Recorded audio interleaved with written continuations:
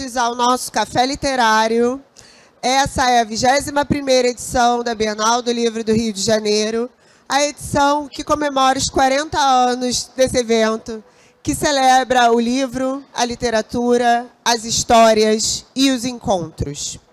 Eu sou Stephanie Borges, sou poeta, sou tradutora e uma das curadoras da Bienal do Livro, junto com Matheus Baldi e Clara Alves. Hoje, nós teremos um outro momento muito especial nesse café, porque nós tivemos vários ao longo desses últimos dias, mas uma coisa que eu gosto especialmente é quando a gente mistura os livros com outras coisas. Então, nós já misturamos os livros com a mesa de bar, já misturamos os livros com as histórias contadas em podcast, e agora nós vamos ter um outro momento assim, em que nós vamos ter dois autores que têm se destacado na cena contemporânea para falar um pouco da vida, das leituras e do processo dos seus livros. Todo mundo já ouviu dizer, né? Todo escritor escuta isso, alguém fala, a minha vida tem uma história que daria um livro. E o Pedro captou muito bem essa sacada quando criou seu podcast. Então agora a gente vai ter uma gravação especial do Daria um Livro, do Pedro Pacífico, entrevistando Gabriela Prioli. Por favor. Lembrando a vocês que as perguntas serão feitas por escrito, e aí vocês precisam levantar a mão e a nossa produção vai trazer o papel e a caneta para vocês, e que ao final da sessão os autógrafos acontecem na praça de autógrafo. Terminou, não adianta vir para a beira do palco, tentar tirar selfie, tem que ir para a praça dos autógrafos, galera. Muito obrigada e uma ótima sessão a todos. Pedro. Boa tarde a todos, muito bem-vindos, bem-vindas aqui. Obrigado, Gabi, por ter topado esse papo delicioso. Queria agradecer aí o pessoal que ficou também na fila para tirar a senha para estar aqui hoje, que eu sei que não foi fácil. E estou muito feliz de poder trazer o Daria um Livro aqui para a Bienal. É um reconhecimento muito legal desse trabalho que eu já venho fazendo há tanto tempo, entrevistando pessoas incríveis, com o objetivo de trazer uma literatura mais diversa, autores, autoras de todas as partes do Brasil, sobre temáticas diferentes.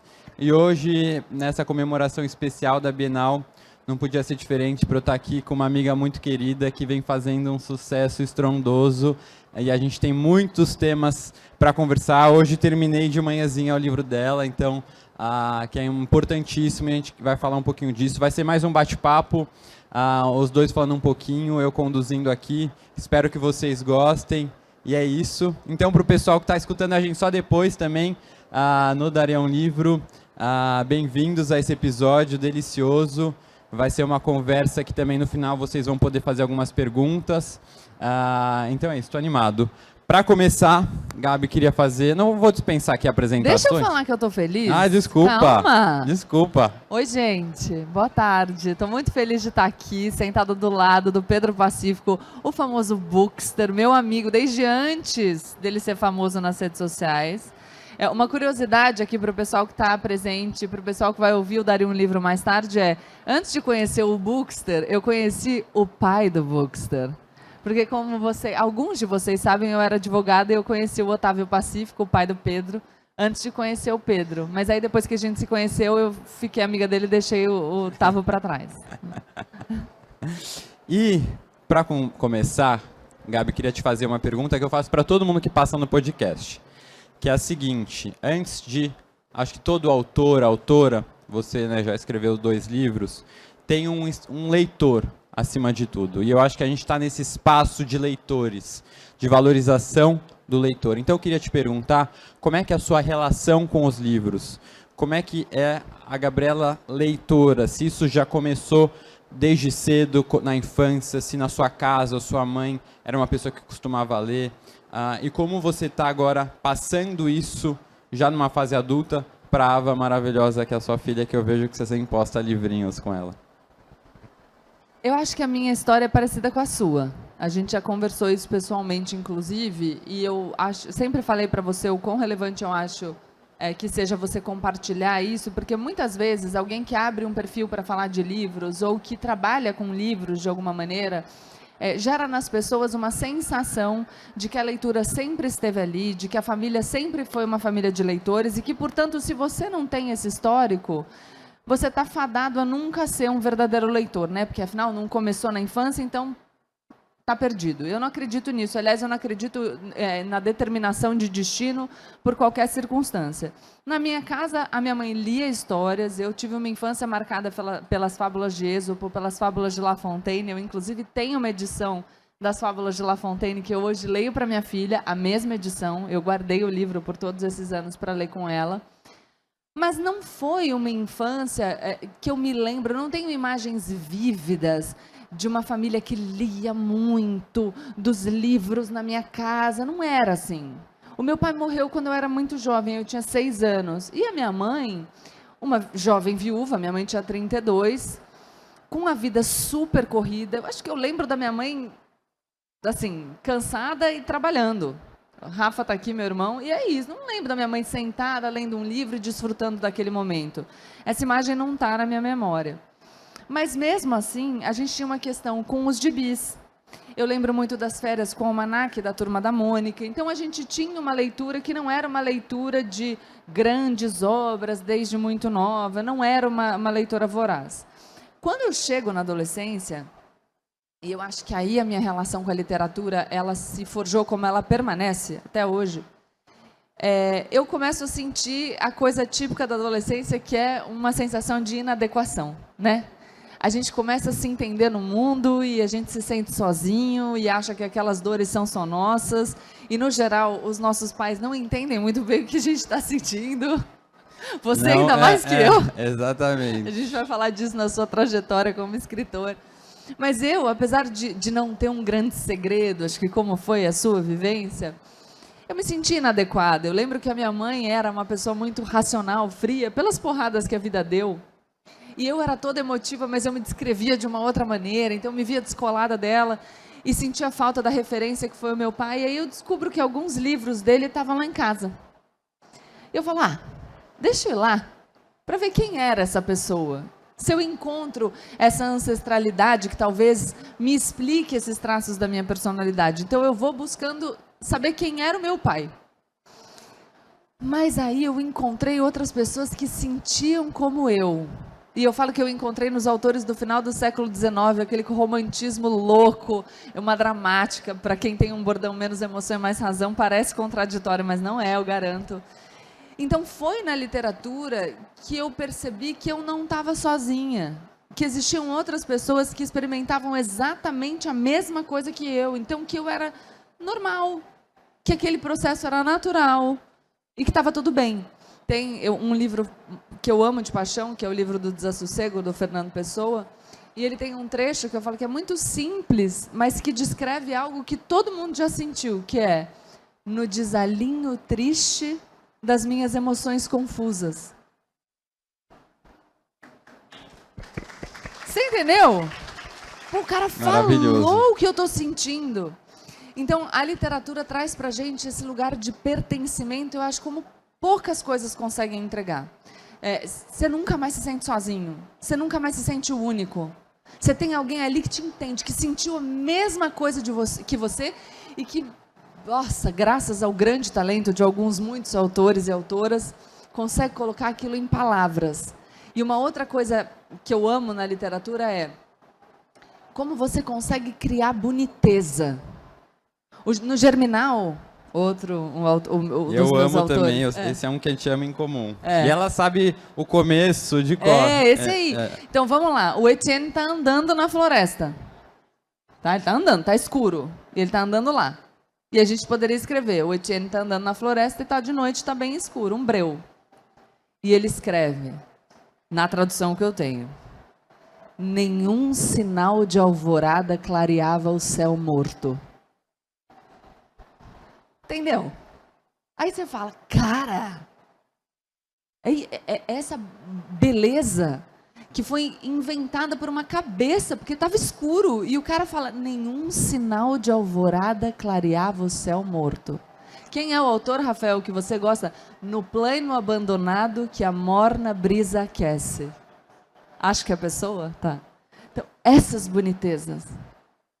Isso a literatura traz pra gente. Ela muda o mundo. E lendo o seu livro, eu senti muito isso, que é um livro realmente para todos, né? Você não vem tentar passar uma ideologia ou outra, você realmente quer explicar para falar, entenda onde você está, ou entenda qual é o pensamento da pessoa com quem você está discutindo, para que você não precise usar da falta de informação para ser agressivo, para atacar, porque é isso, quem não tem às vezes fundamento e argumento, usa da agressão. Para tentar se defender, né? É que a gente constitui personalidade na diferenciação, né, Pedro? Então, minha filha, que tem 8 meses, ela está descobrindo agora que ela não tá junto comigo. Então, eu não sou minha mãe. Então, ela vai se diferenciando. E um jeito fácil, nessa época da superficialidade das redes sociais, você não sabe muito bem quem você é e qual é o seu pensamento sobre o mundo. Então, você aponta para o outro e diz, eu não sou ele. Olha que fácil, eu não sou ele é ruim. Isso, a política que se orienta pelo ódio ao diferente, pelo ódio ao outro, ela é fácil de difundir porque ela é simplista mesmo. Eu não sou aquilo. E você nem sabe o que é aquilo, nem entende a complexidade daquilo, você não entendeu nem quem é você. Então, é um discurso muito fácil, mas que não produz nada. Mas antes de você pegar o microfone de novo, eu quero te fazer uma pergunta. Por quê? Eu acho que a gente tem o mesmo desejo, que é fazer com que as pessoas se sintam confortáveis com quem elas são. E claro que eu acredito na relevância do meu conteúdo, porque a gente é o que a gente pensa também, a gente é o que a gente acredita, a gente é o que a gente deseja. Mas no seu livro você traz uma coisa muito poderosa, que é você legitimar a identidade. É quem a gente é. E eu queria entender como foi para você fazer isso usando a sua história? Porque eu, nos meus livros, eu uso outras histórias, outros autores, outros pensamentos. É claro que eu estou ali, mas é de uma maneira indireta. Você, no seu livro, você está ali. É você. O que te fez se usar como instrumento para fazer com que as pessoas se sentissem mais livres para serem quem elas são? Só antes de responder, eu queria falar que eu tô com muita inveja da sua postura, que eu tô aqui quebrando essa cadeira. Ela é cadeira pra gente gigante. Eu fiz um outro podcast recentemente, eu passei o podcast inteiro assim. Olha isso, se eu for pra trás, como eu fico. Aí a minha mãe chegou em casa e falou assim, Gabriela, eu percebi que as outras moças, elas ficam mais assim na cadeira. Então, obrigada, mãe. Hoje eu tô aqui assim na cadeira. Gente. Eu vou inventar aqui o negócio, porque tá doendo.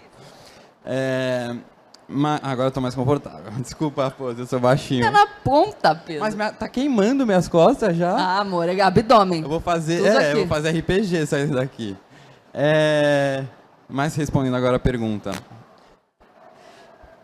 Realmente eu me coloquei muito no livro, né? Se eu tava com medo de como é que ia ficar escrita, se ia ficar bom, porque a gente lê tanto que a gente se compara com os autores que a gente gosta, eu entendi assim, eu não sabia se ia ficar bom ou não, mas que eu ia me jogar naquele livro, eu me joguei. E eu tinha um pouco essa necessidade de querer mostrar essa questão da identidade, de quem eu era, porque eu achava que eu lendo... Aqui, pode me dar aqui as perguntinhas. Porque eu lendo quem eu era... eu mostrando quem eu era, eu poderia fazer com que as pessoas pudessem descobrir quem elas eram também. E refletindo e escrevendo o livro, e na verdade como os livros me ajudaram muito a entender quem eu era, eu fui olhando para trás, até no processo de escrita do livro, e eu fui entendendo que eu não sabia muito bem quem eu era. Por passar tantos anos tentando esconder aquele segredo, e esconder de mim mesmo, né? Não era o que estava bem comigo mesmo, nem me permitia pensar sobre aquilo. E tentando me enquadrar numa sociedade que era todo mundo igual, tentando entrar naquele padrão, eu passei a criar gostos, criar uma personalidade que era para satisfazer aquele padrão. Então, a chegar ao ponto de hoje em dia, ou até pelo menos alguns anos quando eu me assumia, 3 anos, eu não sabia assim, será que eu realmente gosto disso? Ou eu criei esse gosto para que a sociedade me autorizasse e me chancelasse quem eu era? Então foi um ponto de, depois de quase 30 anos de vida, realmente começar a descobrir e entender quem eu sou, o que eu gosto, de verdade. eu falava que eu gostava de carro, mas eu não gosto de carro. Nunca mais falei de carro na minha vida. Sabe, desde coisas muito básicas a coisas muito maiores de como é que eu vou me encontrar para estar bem comigo mesmo. E foi escrevendo até esse livro que eu me entendi melhor. Eu fui começar a perceber que desde a minha infância tinham momentos na minha vida que eu já me boicotava de forma inconsciente, uma criança lá, mas só de se entender inadequado numa situação. E com os livros, né, depois de um tempo, depois de muitos anos que eu fui realmente entendendo a importância dos livros na minha vida, eu passei a entender que ao ler o outro, ao entender que eu não estava sozinho nesses meus medos e que outras pessoas passavam por coisas similares ou passavam por uma angústia que eu tinha passado muito forte, por uma ansiedade, por essa sensação de não pertencimento, isso me acolhia muito. Eu fui muito acolhido pelos livros. Então, poder escrever de uma certa forma, um pouco de quem eu era e dessa história de identidade que eu descobri por meio dos livros, era uma forma de mostrar para as outras pessoas, ó, você não está sozinho aqui, né? Isso que você está passando, você não está sozinho. E com os livros, você nunca vai estar sozinho nas suas dores. Eu entendi muito isso. E desde então, né, que eu publiquei o livro faz menos de um mês, eu acho que as pessoas estão conseguindo se identificar, porque eu venho encontrando histórias muito, muito tristes, mais de superação, histórias de encontro, histórias de identificação, não só da própria pessoa da comunidade LGBT, mas de pessoas que têm esse senso de inadequação ou de não pertencimento. E até você falou de silenciados, né, que um pouco o seu livro tem como objetivo tirar as pessoas do silêncio em relação à política. O meu também tem como objetivo tirar as pessoas do silêncio em relação a quem elas são. Tanto é que na dedicatória do meu livro eu dedico ao meu padrinho, né, que no fim é um silenciado, depois a gente pode falar mais sobre isso, mas é aos silenciados. E desde então eu venho recebendo mensagem de pessoas silenciadas que falam assim: oi Pedro, eu sou silenciado. Eu estou aqui escrevendo de um perfil fake no Instagram, de um anônimo, porque ainda não consegui. Eu estou lendo o seu livro e você escreveu a minha história. As pessoas que falam assim, você escreveu a minha história. Ainda que com suas particularidades, você escreveu o meu sentimento de não saber e não aceitar quem eu sou, de não de criar uma imagem. Eu gosto muito do título de um livro que fala muito sobre sexualidade, escrito há muitos anos, na década de 40, que é o Confissões de uma Máscara. É basicamente isso, a gente cria essa máscara para que a sociedade veja aquela máscara e fala, não, você tá bom, você não é diferente. Então foi muito nesse sentido de mostrar que eu não estava sozinho, porque eu vi isso na literatura e eu trago muitos livros que me mostraram isso ao longo da leitura, mas que quem estava do outro lado não está sozinho. E que se ela se sente sozinho naquele momento, até abrir aquele livro, que ela termine com a certeza que com o meu livro, mas com muitos outros que ela ainda pode ler, ela vai sentir acolhimento e vai descobrir uma companhia que vai seguir com ela para toda a vida. E eu vou complementar a sua fala, que é dizendo, se fortalece nessa comunhão. Então, se a gente pensar em silenciamento de maneira mais ampla, é tudo uma questão de distribuição de poder, gente. A comunidade LGBT, que não é só para quem o Pedro se direciona, mas é também, e talvez principalmente, porque a sua história se desenvolve nisso, mas o que é esse silenciamento, se não uma distribuição de poder que não contemplou essas pessoas e que fez com que elas se sentissem à margem? Eu acho interessante quando as pessoas dizem, ai, mas agora tem um monte de gente da comunidade. Sempre teve gente que as pessoas não podiam aparecer, né, meus amigos? É a história do padrinho do Pedro que eu vou querer que ele conte aqui, porque é belíssima, me emocionou muito a primeira vez que eu vi.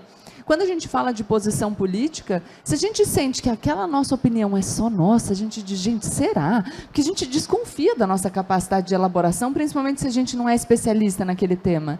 E aí, quando a gente lê um livro como Ideologias e fala, não, pera, existe esse pensamento, eu entendo de onde ele vem, a minha corrente é essa.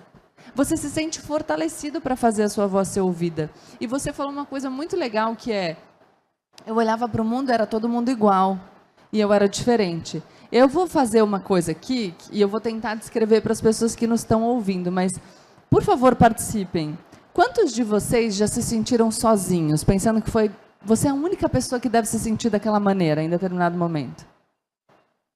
Quase todo mundo levantou a mão. Certo?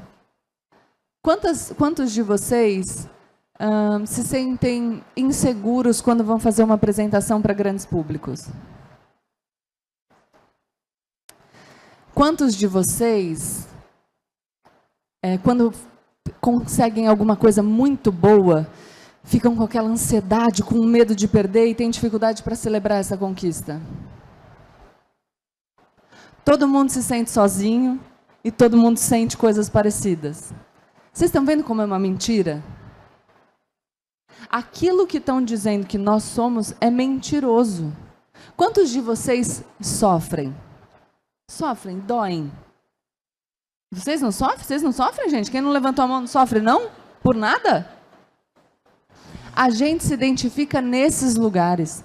Todo mundo dói, todo mundo sofre, todo mundo tem ansiedade, todo mundo sente insegurança, todo mundo em algum momento sentiu que era uma fraude. Então a gente tem muito mais coisas que nos identificam do que coisas que nos diferenciam. Só que contaram pra gente uma história de que a gente está sozinho. E esse é o grande poder do diálogo, e do diálogo entre as pessoas, ou do diálogo entre a gente e os livros. Porque a gente vai perceber que a gente é muito parecido, mesmo que a gente tenha muitos traços distintos. É totalmente isso. E eu acho que um pouco as redes sociais que a gente está lá inserido, elas aumentam um pouco essa sensação de que só eu sofro.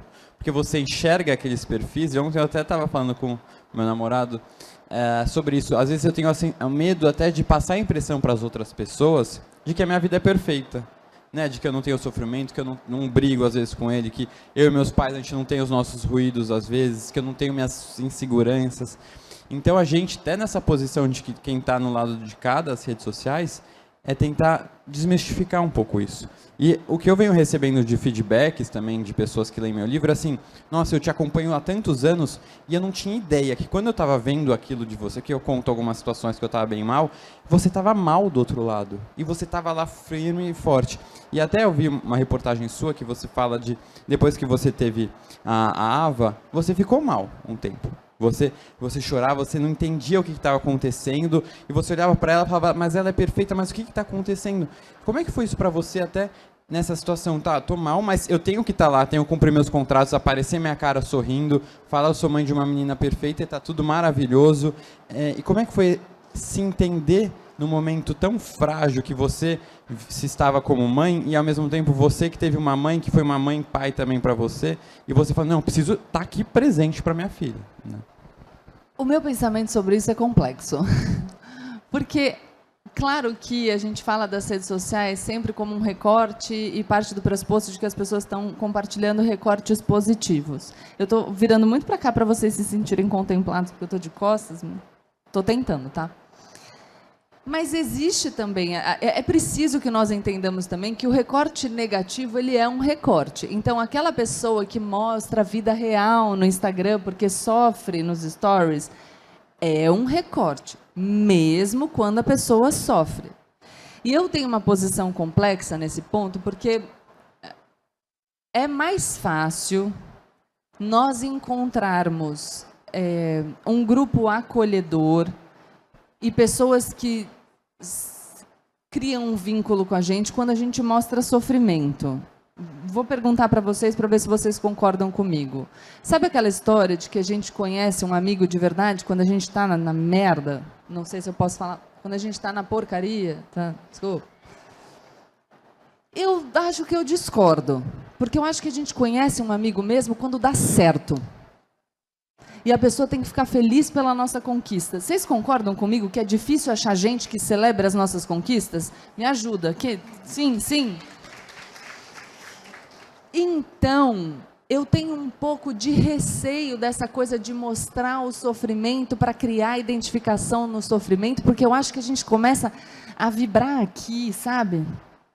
Parece um papo esotérico, mas entende que a gente fica só, então aí eu mostro que eu sofro, que eu tenho uma história sofrida. Claro que é importante a gente se identificar nesse lugar, mas é importante a gente ter também um conteúdo que bote para cima. Pô, olha que legal, tô aqui na Bienal, consegui, meu livro foi publicado, é um best-seller, fiz sucesso, vamos lá, vamos criar repertório para vocês, porque é isso que eu defendo. Eu quero que as pessoas alimentem o próprio repertório para chegar num debate e fazer, pá, tá aqui minha posição, não se deixar anular, se fortalecer, se colocar, sentar na cadeira, ocupar um lugar na mesa. Porque isso mudou a minha vida. Me alimentar de informação, de cultura, de repertório, alimentou a minha existência, me fez ter uma vida mais parecida com aquilo que eu desejava para mim, porque eu consegui comunicar os meus desejos, porque eu consegui firmar as minhas posições, porque eu consegui ter sabedoria para identificar quando eu deveria me posicionar e quando eu deveria silenciar, não porque eu me sinto fraca, mas por posição estratégica. Não falo agora porque vou construir um espaço para falar com mais poder, o que é muito diferente. Então, eu tenho uma posição delicada. Na maternidade da Ava, eu me senti muito vulnerável, até antes, porque a minha filha estava sentada, então eu tive que fazer uma cesárea, embora quisesse o parto normal.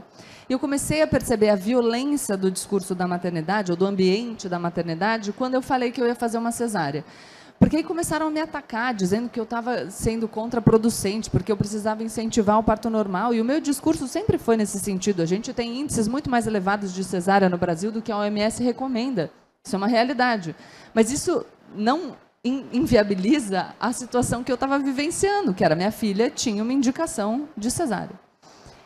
E aí, quando eu percebo isso, eu me sinto muito fragilizada, mas, ao mesmo tempo, quando eu percebo que eu causei um incômodo, eu tenho uma personalidade estranha, eu diria, porque eu dobro a aposta. Eu falo, eu incomodei, então agora eu vou incomodar mais. E aí eu comecei... tem gente que se identificou, né? Tudo pessoa difícil de lidar, que nem eu. A gente é ótimo, não acredita nisso, não. Mas aí eu comecei a falar, não, eu vou falar tudo mesmo. E as pessoas se incomodam, mas eu acho que é bom porque é a mesma coisa que acontece com você. Quantas e quantas mães me escrevem e dizem, nossa, eu passei por isso e não tinha coragem de verbalizar e aí consegui a partir da sua fala. Então, acho que a gente precisa tentar compartilhar o máximo possível, até porque, em termos de narrativa, quando é a gente que conta, isso é muito importante, é a gente que controla o desenvolvimento da história. Então, se tem algo que você tem medo que as pessoas saibam sobre você, pense na ideia de ser você a contar aquilo, antes que as pessoas descubram. Porque senão você fica apavorado por ser descoberto e a sua vida vai ser muito difícil. E quando você conta, quem controla o desenrolar da narrativa é você. O controle está na tua mão. Então, acho que a gente precisa compartilhar, mas, ao mesmo tempo, apesar de eu saber que o sofrimento gera identificação, eu nunca gosto de ser o sofrimento puro. Então, eu compartilho. Sim, eu fui para o fundo do poço no meu puerpério, mas, ao mesmo tempo, eu falo, mas eu fiz isso, me conscientizei daquilo, e o poder é meu, e quem controla a minha vida sou eu, porque eu acho que a gente precisa se conscientizar desse poder de agência. Porque eu falei que eu não gosto dessa palavra determina no começo. Eu não gosto. Nós somos condicionados pela nossa história, nós somos condicionados pela nossa cultura, nós somos condicionados pelas condições em que a gente vive, nós somos condicionados pela nossa educação, mas nada nos determina. A gente tem poder de agência sobre a nossa existência. E o que eu quero é dar para as pessoas, de formas diferentes, elementos para que elas se apoderem cada vez mais da própria existência e possam construir uma história que as satisfaça.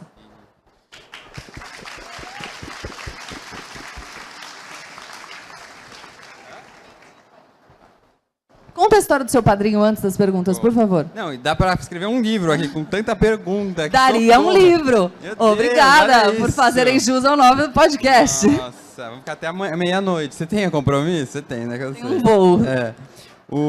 Mas vamos lá, a história do meu padrinho. E só antes de falar do meu padrinho rapidinho, né, que você estava falando sobre isso de não só mostrar o lado negativo, eu também tenho do sofrimento, eu também tenho essa preocupação, até porque a gente tem muitos privilégios que nos ajudam nesses momentos difíceis.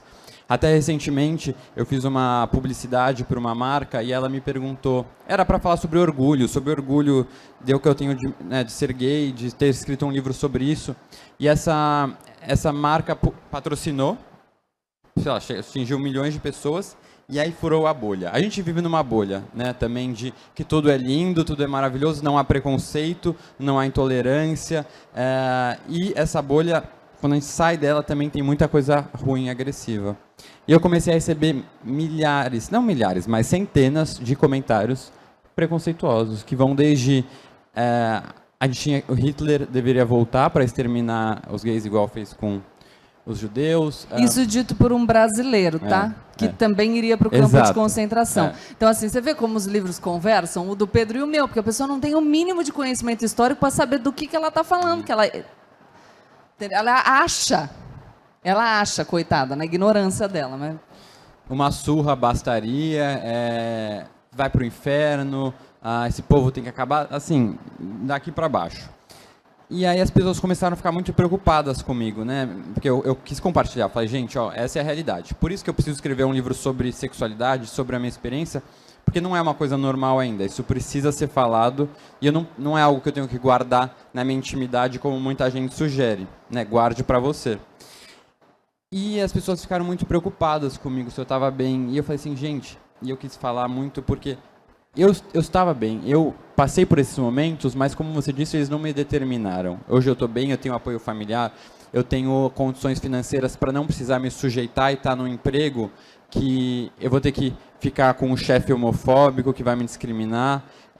Eu não tenho a preocupação de ser gay e ser expulso da minha casa. Então, o que eu queria dizer, assim, eu não falo isso para me proteger ou para que vocês se preocupem com o que eu sofri.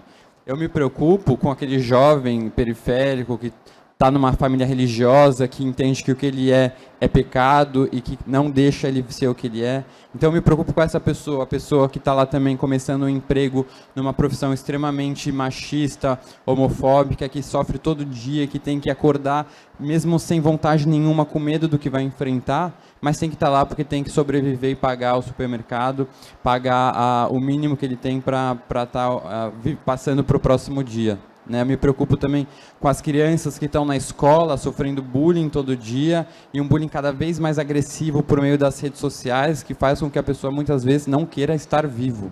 Então é por isso que a gente tem que falar sobre isso. Não é por mim que estou aqui já com todos os meus privilégios e consegui passar por isso. Não é por mim que eu escrevo o livro, mas para as outras pessoas, para esses jovens que são de monte, para esses montes de silenciados que estão por aí e a gente nem imagina podem estar do nosso lado. Então esse olhar mais empático que a gente cria é pensando no quem a gente não enxerga, que eu acho que é isso que a gente quer atingir, né? E antes da gente chegar... E vocês não sabem, mas essa convicção dele é muito profunda, porque o Pedro é uma pessoa que há alguns anos a gente estava numa viagem e ele estava falando sobre a minha presença nas redes sociais. Ele falou, nossa, você tem tanta tranquilidade em mostrar a sua vida, mostrar mais a sua intimidade. Eu não sei se eu conseguiria. E, de repente, ele publica um livro que escancara a intimidade dele. Mas ele consegue fazer isso porque ele achou que o objetivo era nobre. Então, eu vi esse movimento acontecer. Obrigado, e é muito bonito. Minha amiga, obrigado. E para levantar um pouco o astral aqui agora, né? Eu vou fazer, antes da gente entrar para as perguntas, um ping-pongzinho literário que eu sempre faço no Darei um Livro. Eu vou fazer uma pergunta rapidinha e você me responde rápido. Aí você já joga para a minha pergunta e eu respondo rápido também. Bom. Você só responde e fala, e você? Tá bom. Vamos lá. Ai, não sei responder rápido. Vai, não pode enrolar, senão a gente vai levar bronca aqui. Vou começar pelos fáceis. Uma inspiração da história para você. Pode ser pessoal ou pode ser um personagem O histórico? Leandro Carnal, da história, só lembro dele, em você. James, vai rápido, vamos brigar com a gente. James Baldwin. Livro que gostaria de ter escrito. O livro do Desassossego, poxa. E você? 100 Anos de Solidão. Ai, você sabe que eu me confundo um pouco no Gabo. É muita gente, aquela árvore genealógica no final. Pronto, falei aqui. Pronto, falei. Você abandona uma leitura que não está muito legal? Certamente, você. Também, certamente. Um bom filme ou série que assistiu recentemente? Eu gosto muito de The Sinner, que eu gosto do suspense e tal, eu acho bem legal. E você? This Is Us, que eu sou apaixonado. Eu vi, você estava assistindo na esteira. Chorando na esteira. Eu nunca vi This Is Us. Não? Nossa. Tem que ver? Tem que, é obrigação. Mas espera, é muitos episódios? Não, mas você vai querer que não acabe nunca. Você vai ficar triste que uma hora vai acabar. Eu tô nessa fase já, tô assistindo devagar. Rafael, vou gostar de This Is Us? Vou. Vai. Agora que você é mãe, então, meu Deus. E eu também assisti um maravilhoso que chama Close, que é a história de uma infância. Não, você tá no MUBI. Muito lindo. Meu Deus, também é de chorar. Uma comida que você ama? Que eu amo muitas. Eu sou uma pessoa boa de garfo. Cara, eu travei na mais fácil, né? Que coisa estranha. Eu preparada para os livros, mas a gente Exatamente. Acho que... Não sei. Quibe cru. Quibe cru. Aleatoríssimo, não é a minha comida preferida, que me veio na cabeça agora. E você? Arroz, feijão, um pastel. Sabe aquele PF assim? Sei. Amo, de paixão. Com pastel, não com bife. É bom também, comeria. Grandes autores usaram pseudônimos. Qual seria o seu? É um pseudônimo? É, Sei lá, gente. Como? Lady Gaga da política. Esse aí. E você? Eu acho que Bookster pode ser já é o nome. Não, muito fácil. Não? Arruma outro. Então, eu penso, tinha uma amiga imaginária quando eu era criança, que chamava Pamela. Então poderia ser Muito Pamela. bom. Você sabe que Combina comigo? eu achava que a mãe da Chapeuzinho Vermelho chamava Loisa. Então eu posso ser Loisa também. Eu inventava nome para as pessoas. Então ela é Loisa. Seu gênero literário preferido? Romance. Também. Romance histórico especificamente pra mim. Você? Romance histórico, eu acho. Eu adoro. O que você está lendo agora? Putz, agora eu tô lendo só livro técnico pro meu próximo projeto. Mas eu não posso falar, senão vão saber qual é o próximo projeto.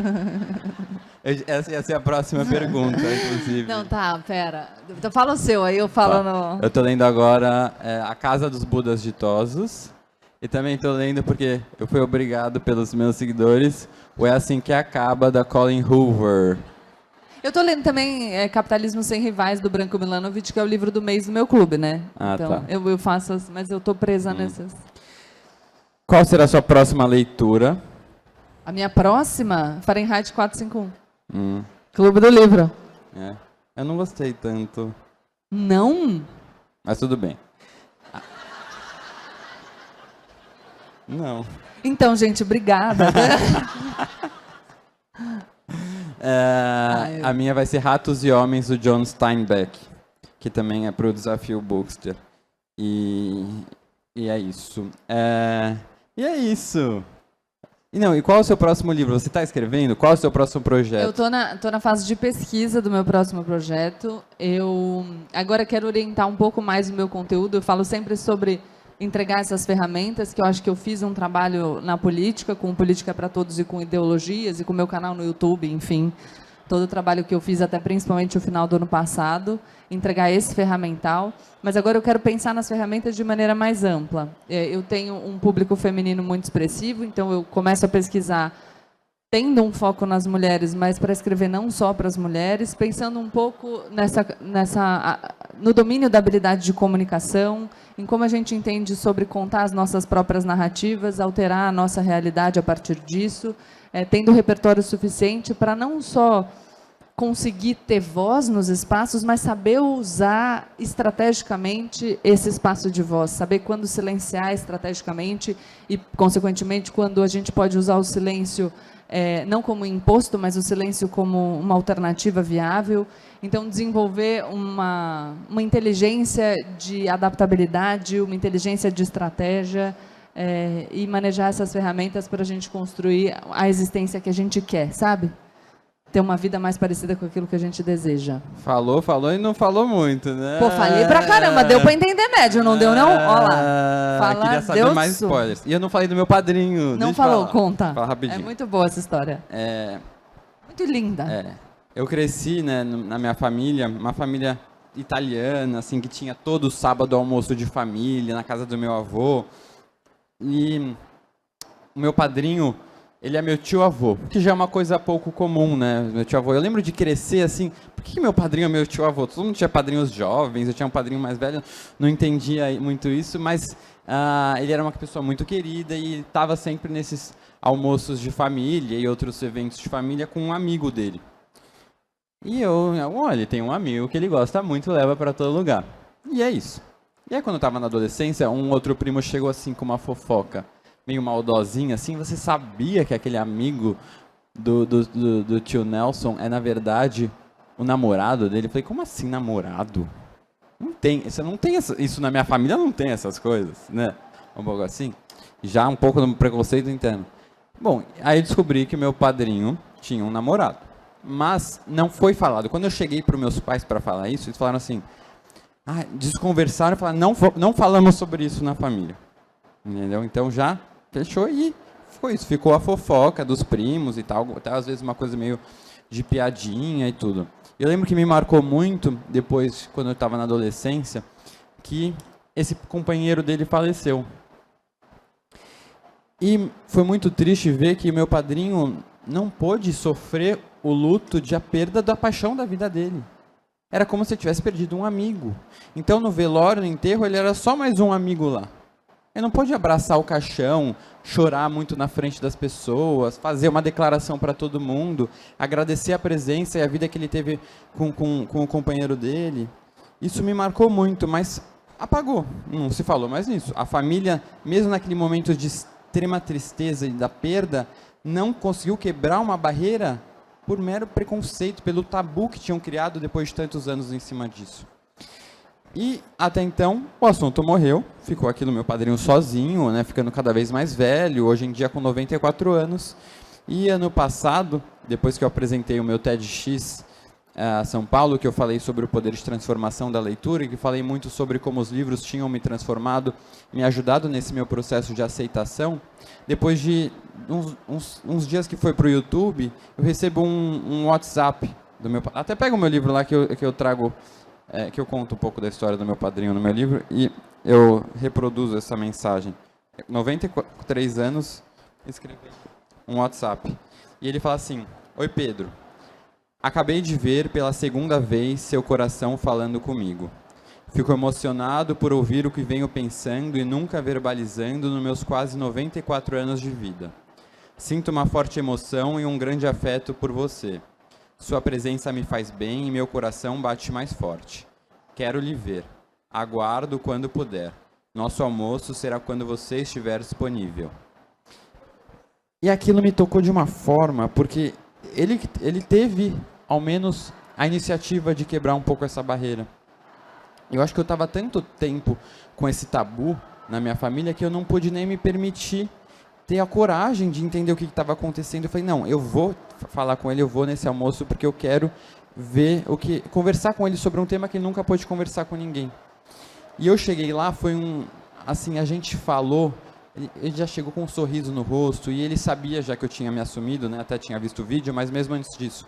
E eu cheguei com a intenção de falar tudo o que eu queria. Perguntar para ele, tio, como é que foi sua vida? Me conta. Como é que foi isso com o Marco, seu companheiro? Eu entendia que era tanto tempo que ele guardou isso para ele que ele não conseguia falar as coisas. Ele em nenhum momento, até hoje, eu nunca ouvi ele falar, eu sou gay. É sempre, eu sou dessa forma porque eu nasci dessa forma, ou com aquele meio problema. Mas a gente começou um processo de tentar desconstruir, fazer ele enxergar que muitas das coisas que ele nunca tinha pensado na vida dele eram erradas. E que, em algum momento, apesar com os 94 anos, ele pode ter orgulho de ser quem ele é. E isso ele está descobrindo. Até eu fiz um vídeo no meu Instagram que eu dei o meu livro de presente para ele, e eu dedico o meu livro a ele, né? Ao meu padrinho e aos silenciados. Que meu padrinho foi um silenciado há muito tempo. E ele está vivendo uma coisa que é impressionante. Ele me ligou esses dias para agradecer mais uma vez, porque é uma emoção tão grande. Ele falou, eu estou vivendo uma felicidade que eu nunca imaginei que eu ia viver depois de tantos anos na minha vida. Eu só posso agradecer por vocês terem colocado você na minha vida, por você ser o meu afilhado, porque as pessoas estão vindo falar comigo sobre a minha história. E você escreveu a minha história, que nem eu sabia direito, eu nunca tinha parado para pensar sobre a minha história. Mas, ao mesmo tempo, é muito, e me emociona bastante, porque é só com 94 anos que ele está podendo viver isso. Ele está numa felicidade tão grande, quando ele foi no lançamento do meu livro em São Paulo, que ele foi aplaudido quando ele chegou. E eu acho que ele falou assim, gente, é bom quem eu sou, é bom ser quem eu sou, mas ele tem todas as limitações agora dele. Então, vou fazer meu lançamento aqui no Rio de Janeiro, ele tem alguns conhecidos aqui no Rio de Janeiro, mas ele quer muito vir, ele falou, né, com meus pais e tal, mas não tem como ele vir. Ele levou um tombo semana passada, ele está todo roxo, cheio de curativo, e é muito triste pensar que só agora tudo bem que pelo menos agora, mas só com 94 anos. E o tempo que foi roubado dele por uma sociedade preconceituosa? Ele não vai poder estar nesse evento, encontrar os amigos e celebrar o que ele é, porque passou o tempo. Passou, a vida dele passou. Ele pôde viver com um companheiro por alguns anos, mas era uma coisa tão reprimida que ele nunca nem falou sobre sexualidade com o companheiro dele. Eles não eram dois homens gays. Eles eram dois homens, porque não podia falar sobre ser gay. Ele nunca teve um amigo gay, então eu falo que eu vou levar ele para almoçar com alguns amigos meus, num restaurante meio badalado e tal. Mas sinto que ele está com uma vontade de viver muito grande, o que ele nunca pôde viver. Então, isso só mostra o quantas vidas e juventudes e vivências foram roubadas, né, por tantos anos, e que talvez, ainda bem, as próximas gerações não estão precisando ter tanto tempo roubado. Eu tive 27 anos da minha vida roubado. Hoje eu vejo, né, esses seriados que são maravilhosos, de adolescentes gays, livros com essa representatividade linda, e eu vejo que eu também não pude ter isso. Então, imagina meu tio-avô, que passou tanto tempo. Então, acho que é só um exemplo de tantas vidas e pessoas que já faleceram e nem puderam ter isso. Né? Recentemente, eu estava no lançamento do meu livro em Brasília, veio uma menina que estava toda nervosa na fila, assim. Ela chegou, me abraçou, começou a chorar muito. Ela falou assim, meu pai faleceu há pouco tempo e depois que ele faleceu, a gente descobriu que ele era gay. E a gente nunca pôde falar sobre isso com ele. Então, ela falou, eu li o seu livro e eu fico pensando que o que você sofreu por esses anos, ele sofreu a vida inteira e nunca teve ninguém para compartilhar isso. Então, ela falou assim, eu só queria meu pai aqui agora para poder falar para ele assim, tá tudo bem, pai. A gente te ama mesmo assim. A gente quer ver você feliz com algum companheiro que você... Ela falou, roubaram eu ter esse tempo com meu pai, poder mostrar para ele que tá tudo bem. Então, isso são só alguns exemplos de como a sociedade realmente massacra vivências. Isso pensando, né, no gay, mas tem pessoas trans, né, que sofrem mais ainda sem compreensão da sociedade, lésbicas e todas as letrinhas que essa comunidade é tão diversa, né, compõe, que estão sendo silenciadas, que permanecem silenciadas. Então, se eu puder, por meio do meu livro, mostrar um pouco a história do meu tio, a minha, de que a gente não vai mais tolerar esse tipo de silenciamento, não vai mais tolerar a agressão que o ator Vitor sofreu recentemente, brutalmente, e o porteiro lá era um reflexo da sociedade que a gente vive, ficou parado e não fez nada. Essa é a sociedade que a gente vive. É uma sociedade que fica inerte para tanto tipo de discriminação. Então é isso, eu acho que é um pouco do recado, né? A gente aqui num ambiente tão diverso e respeitando tanto as diferenças, a gente não tolera mais esse tipo de silenciamento para que histórias como a do meu tio-avô, que só pode viver agora a partir dos 94 anos, aconteça mais.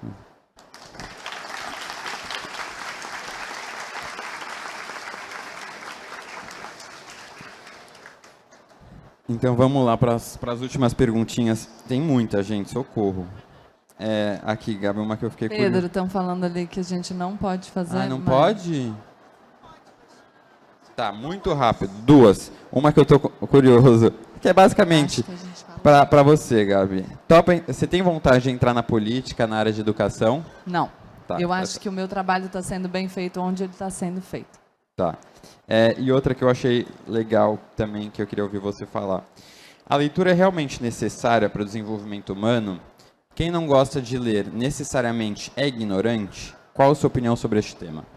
Não, eu acho que as pessoas podem se instruir por outros meios. Eu acho que você não gosta de ler, você pode ouvir um audiolivro, eu acho que você pode procurar vídeos, eu acho que a gente pode, inclusive, usar a leitura, o áudio e o vídeo de maneiras complementares. Mas a minha pergunta é, você de fato não gosta de ler ou te convenceram de que você não gosta? Você de fato não gosta de ler ou você está tão viciado em estímulos cada vez mais provocativos, uma liberação de dopamina cada vez mais rápida a partir desse vício nas redes sociais, que você não consegue ter mais foco? Você não gosta de ler ou você não consegue ler? Porque para você dizer que não gosta, você precisa ter experimentado aquilo efetivamente. Então, se você me disser, eu tenho plena capacidade de focar num livro por 40 minutos seguidos, eu já experimentei gêneros diferentes, eu já consultei autores diferentes, e mesmo assim eu nunca gostei de nada, ok. Mas se você me disser, eu nunca me propus e não gosto, eu acho um problema. E eu acho que a gente tem que pensar no domínio de habilidades. Eu vi recentemente uma entrevista do pessoal de uma marca de iogurte, Não queria falar a marca. E eles falando que eles lançaram um squeeze, porque as crianças estão mexendo muito no tablet e perderam a habilidade motora fina. Isso aqui é polegar opositor, tá, gente? Só para vocês pensarem. De abrir o potinho do iogurte. Eu acho que tem um problema a gente desenvolver essa habilidade. Com as considerações que a gente precisa falar sobre o uso precoce de telas, ok, mas vamos passar. Eu acho um problema que nós tenhamos essa habilidade. Não, eu uso o tablet, eu uso o celular. Não vou ser hipócrita. Mas eu acho um problema que a gente não tenha essa. Então, a minha questão é, a gente sempre pensa na concorrência, né? Com quem a gente está competindo, como que a gente vai se destacar. Você pode ter uma caixa de ferramentas desse tamanho ou uma caixa de ferramentas desse tamanho. Se você não consegue ler um texto, a sua caixa de ferramentas é menor. Se você consegue, mas escolhe ouvir um audiolivro, isso é muito diferente. Então, pensa nas habilidades que você tem capacidade de desenvolver. O que é que está à sua mão? Se você precisar ler um texto para um objetivo específico, não tiver em audiolivro, não tiver em vídeo, você consegue? Se sim, ok, faça as suas escolhas. Se não, é uma habilidade que a gente precisa desenvolver. É isso. E só complementando essa resposta, você ler é uma coisa muito ampla, né? Falar que não gosta de ler, mas você... E normalmente quem me fala que não gosta de ler, eu pergunto, o que você leu recentemente? E eu percebo que a pessoa está lendo, principalmente livros que vendem aquelas fórmulas mágicas, porque a pessoa está buscando na literatura obter um conhecimento bem específico, utilitarista. Ela não está enxergando a literatura como uma atividade que pode ser prazerosa. Ela está lendo porque ela quer melhorar alguma coisa, porque ela quer resolver um problema dela. Realmente, esses livros podem ser muito enfadonhos, muitas vezes, repetitivos, cheios de exemplo. Mas, agora, tente enxergar a leitura como algo gostoso. Se você quiser ler alguma coisa gostosa, você vai pegar um desses livros? Provavelmente não, assim, de primeira. Então, procure livros com temas que te interessem. Pensa assim, se eu for assistir um filme, pensa a mesma coisa para o livro. É para gostar, é para ter prazer naquilo. Então, se for livro de dragão, de bruxa, de ET, sei lá o que for, romance, de chorar, é isso que você tem que procurar, o que você tem interesse. Porque aí, não gostar de ler é só o ato, é o ato que você vai obter aquela história. Você gosta de assistir televisão, assistir série, então você vai gostar também de ler um livro que traga uma história daquela forma, que traga uma história daquela temática. Então, é um pouco isso. Eu acho que só mudar um pouco, que a leitura pode ser não só uma ferramenta para obter um conhecimento técnico específico, mas também, e principalmente, uma ferramenta de prazer que faz com que jovens aqui lotem esse espaço num sábado à tarde para ver autores que eles tanto amam e para falar sobre livros, comprar livro em promoção, porque é para isso que a gente está aqui hoje. Né? E nada contra o livro que fala como obter sucesso em 12 passos. Nada contra. Mas não leia só ele. É contra. Mas se a gente está falando de ampliação de repertório e ampliação da caixa de ferramentas, se você lê muito de uma coisa só, sua caixa de ferramentas ainda está aqui. Uhum. Você precisa variar suas fontes para realmente ampliar o seu repertório e conseguir trazer insights mais criativos, conseguir se posicionar de maneira mais eficiente, conseguir ter uma leitura crítica do mundo mais abrangente. Então, esse é o pulo do gato.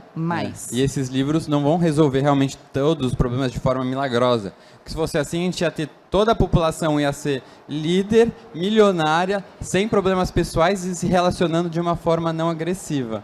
Né? Então... Não é só isso que Mas alguns ajudam. Lê esses, lógico, lê outros também. Diversifique, porque o outro vai complementar também, aprender sobre o ser humano. Até porque, assim, como lidar melhor com seus colegas de trabalho? Você aprende no livro técnico, mas você aprende muito se você ler Dostoiévski. É isso mesmo. Então é isso, gente. Muito obrigado a todos que acompanharam a gravação.